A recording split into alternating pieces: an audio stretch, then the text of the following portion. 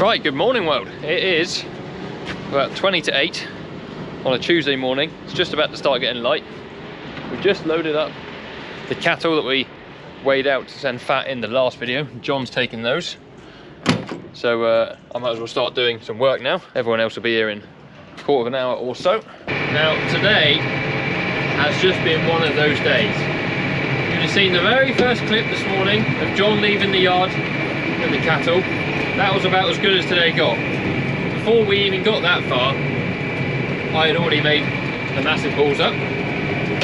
Yesterday, when we picked out the cattle that John was taking this morning to the abattoir, I picked all the fat ones into a pen, as you would have seen in the video, and then of that fat pen, we then picked 11 to take. Now there were two animals in there that had a very, very similar ear tag, and I told Mel that we were taking one, and actually picked out the other. This morning we were loading the cattle up, and we always run them through the race before putting them in the box, just to check they got both their ear tags, make sure they're all right, and to double check the passports tally up with the cows that we're taking. It's a blimmin' good job we do, because we got to the second last cow, and we got a cow whose ear tag doesn't match any of the passports. And when I went back through the paper record of who I'd picked out into the pen and who I'd picked out as fat, I realised I'd picked one of them into the pen and told Mel another one, and so we got an animal that didn't match the passport. But something like 9799 and 9779 was the two numbers I got mixed up. So good job we checked, because we then had to go and swap the passport of the animal we didn't have with the one we did, various things, sign it and make sure it's all kosher. So that went fine in the end.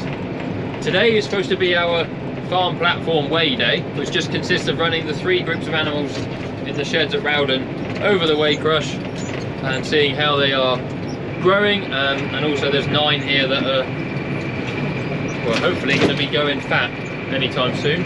We get over here to start doing that, and there's an error on the weigh head for the crush. So after a little bit of investigation, we realise that it's actually the weigh bar on the front of the crush which is wrong. The long story short is that basically the crush has 2 weigh beams, one in the front, one in the back, and the one in the front is sort of stuck in a position whereby it thinks it's got about 3 ton of weight on it. So I don't know whether some water's got in underneath the actual dampening part of the crush and frozen and just put a load of pressure on a sensor, or whereby it's given up the ghost somewhere else within its, hardware. Don't know. So that isn't working. We then spent the morning taking a weigh bar off the front of the crush at home to go and put on the front of the crush at Rowden, but because they are calibrated in pairs, that doesn't work, and also they're very slightly different bars, very slightly different makeup, the way they fit to the ground, the way they fit to the crush. So that was a complete waste of time, but we didn't know until we'd done it. So we abandoned that. We then come home, and Suzanne was going to go off to check the sheet in the Honda buggy we've got, and that won't turn on. The battery has decided to kill itself overnight. I think it's because the lights have been left on and the beacon had been left on it. So I spent a load of time trying to diagnose whether it was the battery or something else. Worked out it was the battery, and then I went to put the battery on charge, put it on charge, went and had dinner, come out to look after dinner to see if it's charged or not, realised that the fuse had gone in our battery charger, so that takes us up to about now. So we've replaced the fuse, so the battery is now charging. I've come over to pick up the stock box from Rowden, because that got left there this morning. John's gone off to Molehaven, one of our local stores, to pick up some vaccine, as well as a couple other bits and pieces we need for various things. I'm actually going back to our home yard now with the stock box. I'm going to drop that off, tight corner, and I'm going to head up to our weigh ground where our Arrowquip crush is, because we need to weigh these platform cattle every month, sending off the weigh bars to get calibrated and manufactured or reconditioned or whatever we need to do to them. Takes weeks rather than days. We need some way of weighing them, and short of running them all home, we're going to take the Arrowquip over there and make a way of running them through that. I don't even know how to explain what is going on with us at the minute with machinery or crushes or just little really annoying things that aren't big breakdowns, but they all add up and you just end up spending your time firefighting things. So that is what we're doing. I'm going to go and drop this off. I'm going to go and pick up the mobile weigh system, and I don't know, one day this week we'll go back over and weigh the cattle we were supposed to weigh today. Anyway, I think John and Phil turned the camera on a bit whilst they were over sorting out the crush. I had to come back and do some feeding, had to sheep the feed and various things, as well as all the other yard work that we do every day. That is where we're to today, so I will catch up with you when we get up to where the Arrowquip is. But as I mentioned, it's in a field, so that's if I don't get stuck trying to pick it up. Anyway, for the time being, here is what John and Phil got up to, trying to mend the crush. Hello. Right, we're over at the Rowden sheds this morning for about the umpteenth time. We've had a breakdown on the way crush, and Josh plugged it in, it stopped working, he's disappeared, so he's left me and John to mend it. So here we are. So we'll pin you up because we're under instructions to get the quality content. Yeah. And we'll do our best, won't we? We'll give it a go. We will. So, see you in a minute. Oh yeah, that's handy. Got nice bolts to put back in. One of them's a Thunderbolt and one of them's a ordinary bolt. And I'm not convinced that it's all. Once we get them off, we might have a brief look to see what is actually in there.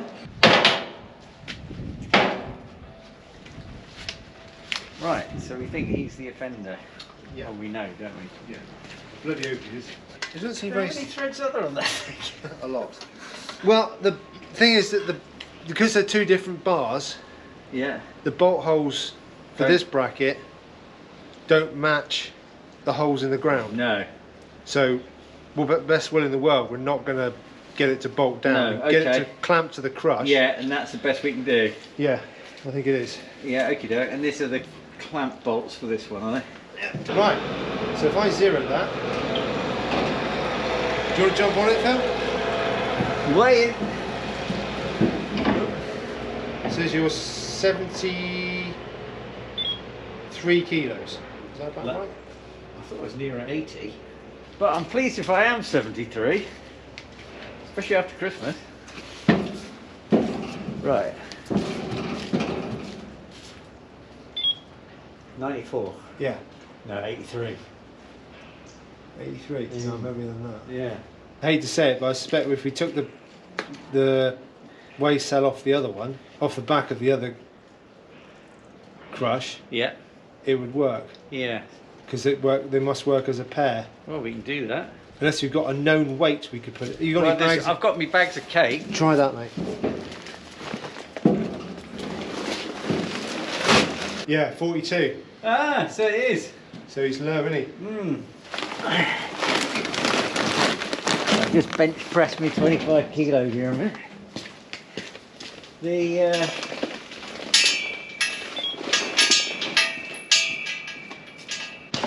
totally forgot to bring the camera over to where we were working. We've got to hand it to Josh. He can make a film professional compared to me and John. So we'll go and try another bit of an operation. What's he up to then? What do you reckon then, Phil?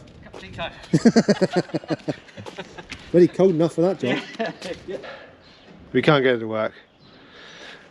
The beam we put in for that one is reading 8 kilos too light, so it's no good.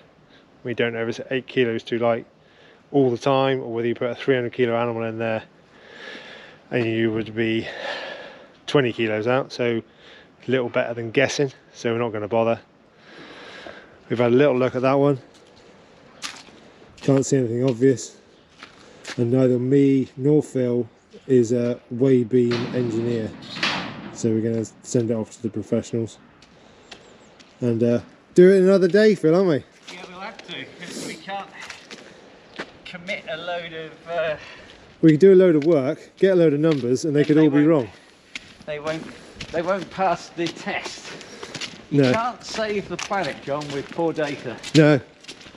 I mean, that's our commitment, isn't it? Yeah, knowledge is power, Phil. It is, that's right. And Yeah. that's, you know, it's not doing anybody any good recording that. No. One of these cells has gone back before, hasn't it? I'm sure think we've they- replaced one on here. Oh, I see what you mean. On this machine? Yeah. I'm sure. I know we've sent weigh heads off. There. So I'll take all the bolts back, and whatever bolts we don't need to come back in. rather than trying to work out what's what and what's not. They're heavy, aren't they, these things? You say it's still frozen over there, Phil? Yeah. Yeah, this is a of a job, isn't it, for this sort of weather? Oh, your gloves. Oh yeah. Josh's gloves, actually. We've made it to the field where the Arrowquip is. It's just down the other end of this fence line here. Now a lot of the ground is very, very hard and all frozen. But if it's frozen enough to take the weight of the tractor is the real question. I don't think we're going to make too much mess.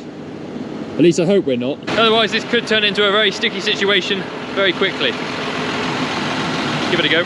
Alright, let's not take any chances here. Let's go four-wheel drive. Shall we? Oh, go. Think light thoughts. Sort of stick to the left-hand side here, I think. I mean, we're marking the ground, but we're not sinking. See, there's wet there where it's all compacted, where we've been going in and out with the stock box and various things. Now there is said Arrowquip. Unfortunately, I've got to spend the time to disassemble it all and put it all away, which will take me a little bit. And jack it all up in the air, put the wheels on, put the drawbar in. This isn't a turn up and hook up and go job, unfortunately. So we'll figure out how it works anyway. Never a bad thing to remind yourself. I've actually travelled a lot better than I thought I would, so that's fine. Hopefully all the bits are here for this thing. That'll be the next issue. I'll take you with me and you can see how it works. Now, remembering how this all folds up and in which order would have been beneficial information to have retained. But essentially, this back section, so this panel and this panel, fold inside this one, which then folds round to here. And there's some straps there to keep all that tight. These bars, so this one and this one, sit somewhere in that hole there. Oh, I think in here. Can't quite remember how that goes. That one there on the floor, he actually slides in into the actual frame of the doohickey. That one on the top goes across here. That bit's all fairly self-explanatory. That just stays as it is. There's a jack for each side. You've got a jack up on the points down here and then lift the wheels in. The drawbars there to go on the front. Only one way to find out, and that's just to start, give it a go and see what happens, I think.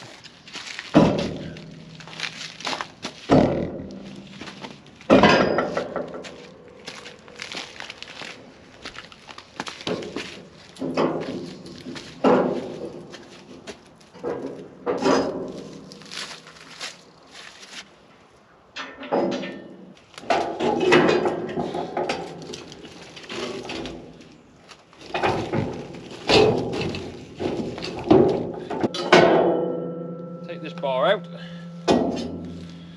Put that clip in that pocket. I'll forget where I put that in a minute. This folds in there, and then the whole lot folds in again.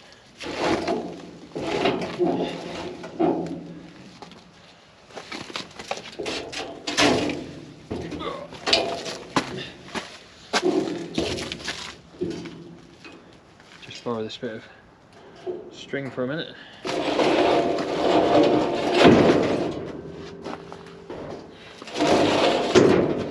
Does it look like we're winning yet?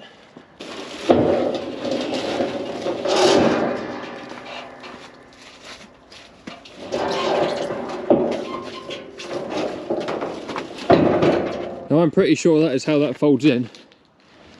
Yeah, that's all within the back wheel of the tractor, so that's fine. I think that goes around the back of everything and crooks in there and tightens it up.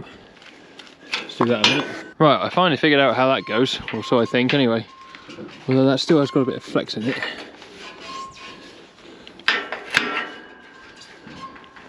Anyway, it's in there. It's tight enough it's not going to bounce out, so that is good. So I think the next job is just to ratchet it all up. I think I'll find somewhere for this bar to go. So we've got one jack on the side here already. So I need to put the other one on, get the wheels on. I'll put the other side on first because it will put it up a bit higher. I mean, to be honest, you've got to nearly jack both sides together. If we had one like Tom Pemberton's, it's all hydraulic, but we don't. This is what we have. So this is what we've got to work with. I do need to find somewhere for that bar to go. It must be obvious, but I can't see it. I'll figure it out. I just had one of those moments that you have in life when you suddenly realise how everything does go together.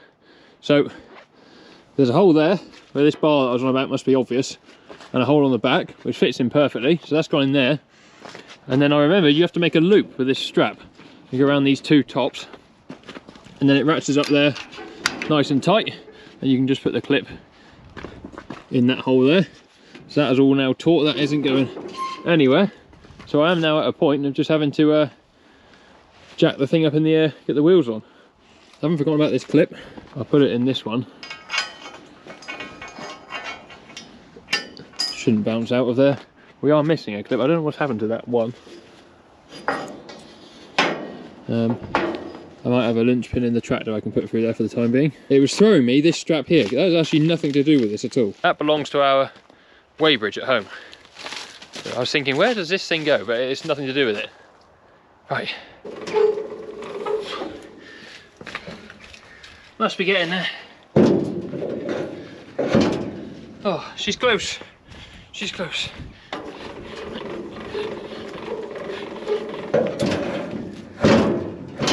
Yes. Oh. Come on. No, I just got that all the way down again. The problem I was having is that because the ground's quite soft, I'm trying to pump the machine in the air, but the thing's just going into the ground. So it took me twice as long as it normally would. But we're winning. I now have both wheels on and attached. I had a bit of a scare because one of the pins and R-clips wasn't with the wheel. It was actually frozen to the inside of the steel wheel, which is lucky. Now I just got to manhandle this monster. Oh, absolute brute of a thing. There he goes. Right, pin, R-clip down there. Oh. And you pick up this monstrosity.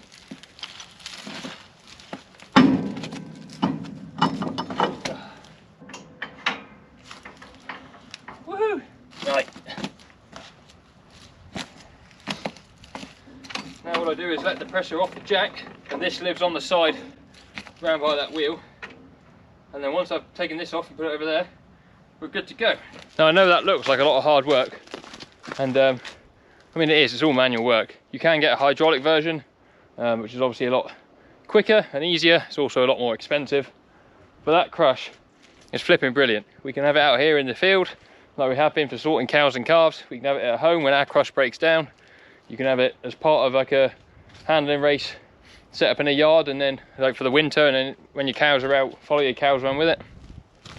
Very, very versatile.